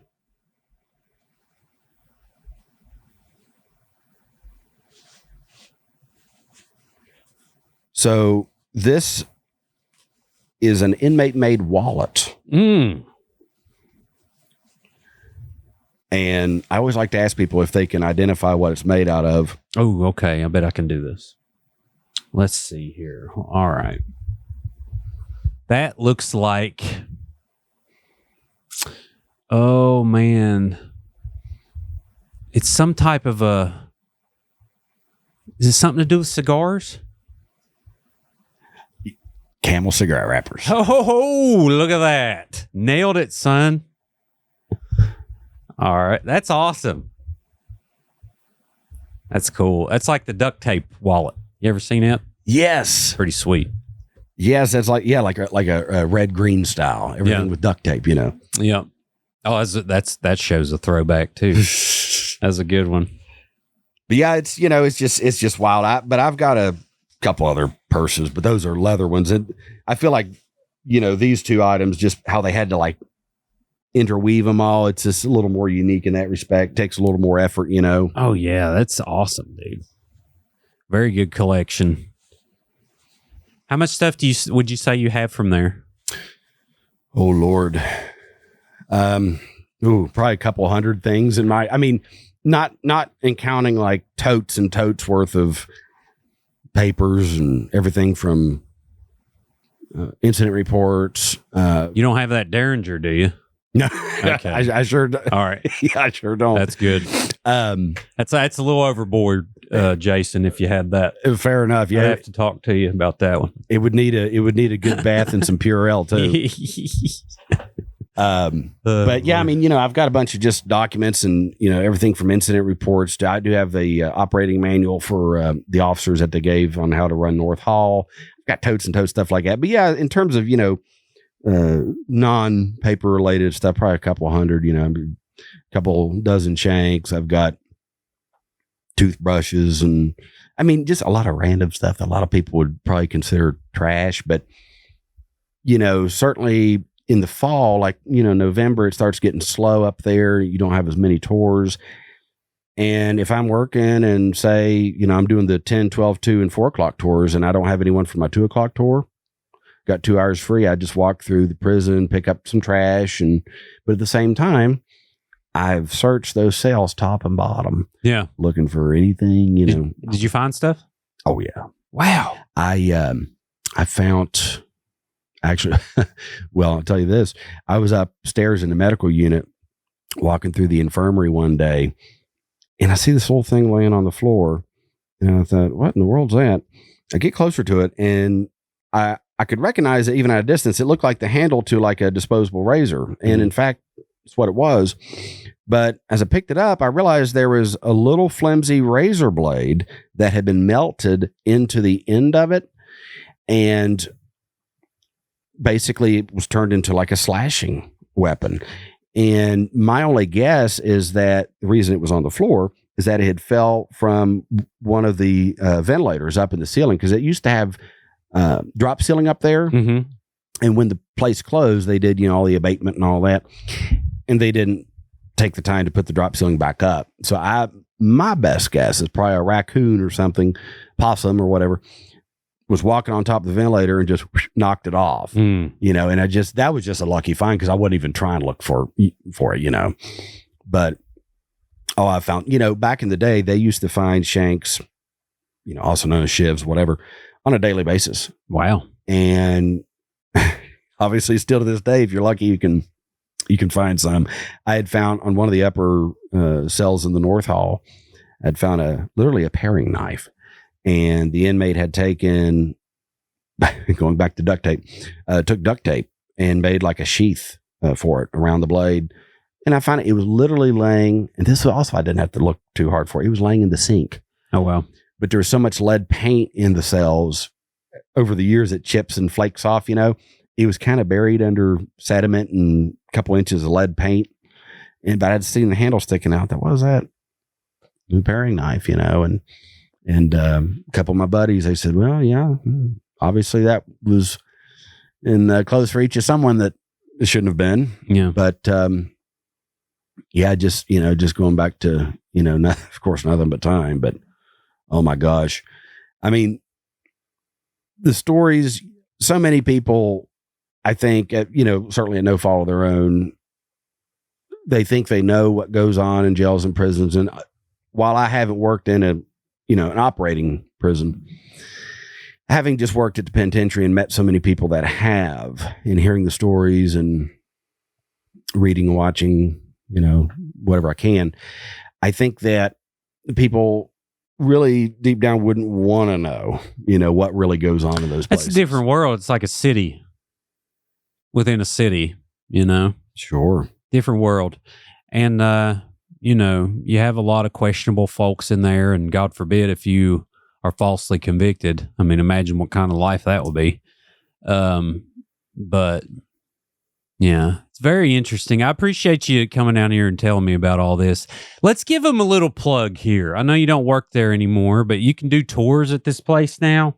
You sure can. Yeah, you can visit the penitentiary for, the website there is wvpentours.com. But yeah, you can take the daytime historical tours, the nighttime paranormal tours. There's even an escape room. Oh, cool. Each October they have their haunted house attraction, which, I'll give them props. They do a good job with it. It takes about 45 minutes from beginning to end. I'm more of I don't like the smoke and mirrors. I'm more of a real haunted kind of guy, but if you're into that stuff, it's pretty cool. But yeah, there's something for everybody. I've always told people that it's the only prison that you can have, you can really truly say you have fun in, and the best part of it is, you can leave whenever you want. But I mean, certainly, if you're interested in the history of corrections, architecture, certainly West Virginia state history, it's a must visit. It's a must visit. It's incredible the amount of stories that place holds, and the history. It's really, it's endless. Yeah. Yes, sir. Well, what about you? You got anything you want to plug? What are we? You was telling me about a podcast, or you were running. Yeah, the YouTube channel. Yep, YouTube channel. Yep. Yeah, so I'm on there. I used to be on there a little more than I have been recently, but it's my good friend Ryan and Dave's YouTube channel called Paranormal Quest. Oh, okay, gotcha. And we do full-length documentaries on the paranormal. Basically, we cover the history of the locations we visit, but we stay the night. We have a bunch of gear and equipment that we set up. It's very similar to what people are probably familiar with on, like Ghost Adventures or whatever. But I always tell people we're better because we don't fake anything. And the Ghost Adventure ain't the one guy. Is that the guy trying to buy the Conjuring house? What is his name? So that's a whole mess. I don't know that's been changing hands, and I heard something about Matt Rife was wanting to buy. No, he was going. So, what's the guy's name? Hang on. I'm going to put guy buying Conjuring house just because I want to get this right, because it's been like a really big deal. So Sam and Colby was actually going to buy the Conjuring house. Well, so what it was is I think the lady that owned it reached out to the guy. Oh, shoot. Let me look up GoFundMe. I don't want to get this totally wrong. Take some time just to do this here. So the GoFundMe is Jason Halls. Oh, okay, from Taps, yeah. Yeah. So Jason Halls, they come up with an idea. The lady, so I think Matt Rife May was going to buy it, but the lady that owned it shouted out Jason Halls and said, please do something. Please consider buying this house. It needs to have someone who cares about it, this and that, in the right hands. So he decided to fire up this GoFundMe, and they've actually raised over $300,000.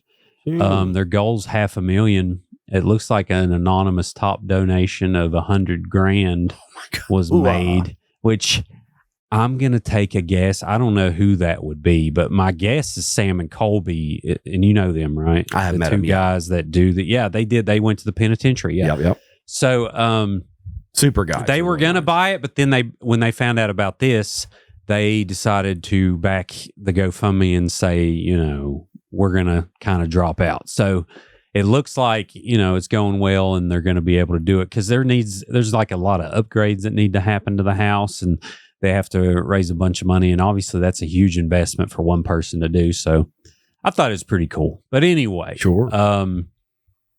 So yeah, Paranormal. Tell me the name of the show so I get it right. Yeah, Paranormal Quest. Paranormal Quest. Like I say, I've known these guys for, oh my gosh, well, basically 16 years. Mm-hmm. And I filmed with them off and on over the years. Now, starting in 2017, ironically, when I started working in the prison, I was pretty much on just about every episode for a good 3.5, 4 years. Like I say, you hear anymore since I still have an apartment up north, but where I'm living, kind of more locally, close to my family. Where do they live? So they live over near Parkersburg. Dude, can you tell them to come on the show? I don't know if they know about the show, but they do. Actually, I was discussing this with them here. I told them I was coming on. Oh, nice. Yeah. Let's go, fellas. Yeah. We got a collab here. Yeah. I mean, see, Ryan and Dave, they're currently in Australia right now. A couple of we have some friends down in Australia, and they've invited us a couple times to come down and because they have a haunted tour company down there, Haunted Horizons in Adelaide, and they're currently down there doing some tours with them because we have a big fan base in Australia. Oh, nice. Yeah. Big demographic there, interestingly enough. But shout out to the Aussies there. Shout out, Aussie. G'day, mate. Let's put another ghost on the Barbie. Now, see, I would end up going to Australia with him, but I'll be honest with you, I have a terrible fear of flying. I haven't got over it yet. You never flew? No. Well, here's the thing. I've never flown in a plane, but I've rode in a helicopter 4 or 5 times, which I can't quite figure out the math of that. Because statistically, a helicopter is more dangerous than a plane. Yeah. But yeah, so Ryan and Dave, this is their full-time gig. Like I say, anymore, you'll see me on there a few times each year. I make it when the stars align and all our schedules work together. And most recently, the most recent episode that I joined them for was one of the last remaining Civil War hospitals in Parkersburg, the Henry Logan House that we had previously visited. Yeah. Mm-hmm. And so, yeah. Beautiful cemetery, Riverview, I think is what it's called. Yeah, we went there. The Weeping Woman statue. Yes. Pretty sweet. Yes.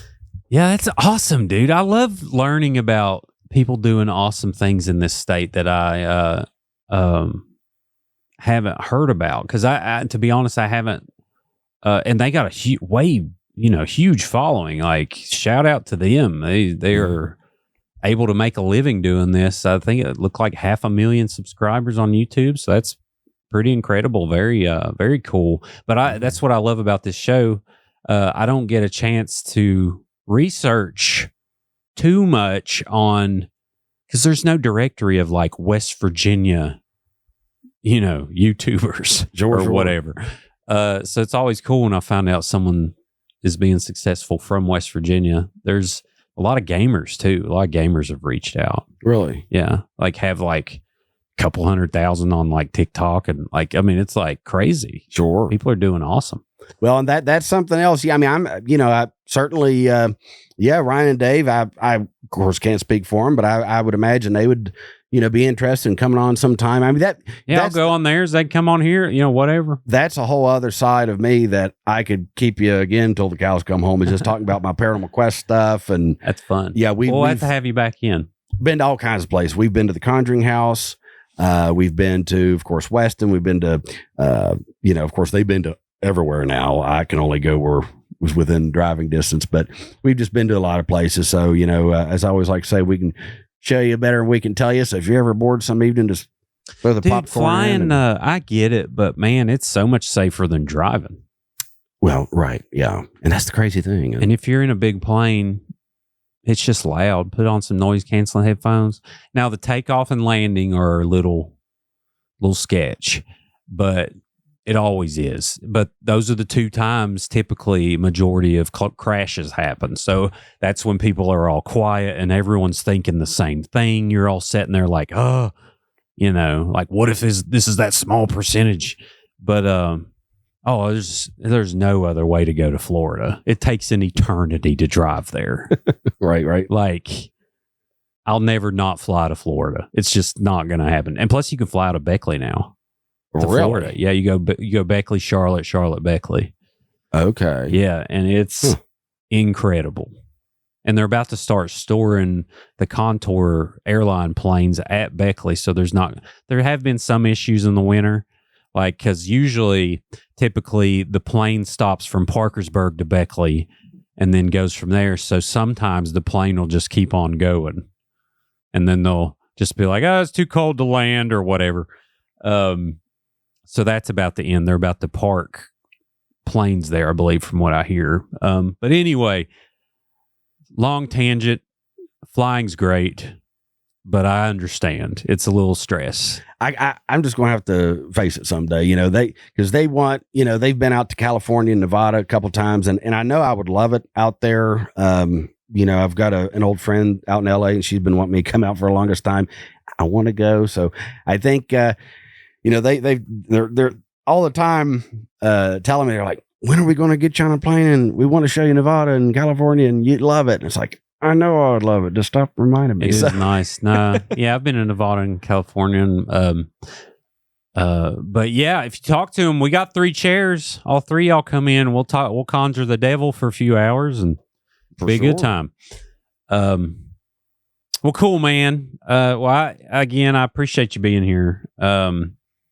I think a lot of people are going to really enjoy this episode. The historical element, not, we got into the creepy, but a lot of people really dig a lot of this stuff. So thank you for the stories. Totally. Yeah. Well, like I say, thanks for having me on. And if you're ever in for a round 2 of penitentiary stories and history, just, who to get a hold of. Heck yeah, man. Well, I think next one we're going to do a ghost episode. Let's see if we can get one lined out. But yeah, I always love talking about the prison system. It's a good time. But yeah, everyone else, be sure to like this video, subscribe to Creepalachia if you haven't, and if you're listening on Apple or Spotify, take a minute and leave a review. That'll really help the show be found. And remember, always test your Derringer for fecal matter. Never touch it without rubber gloves. Be sure to do that. And above all else, always remember, long live Appalachia.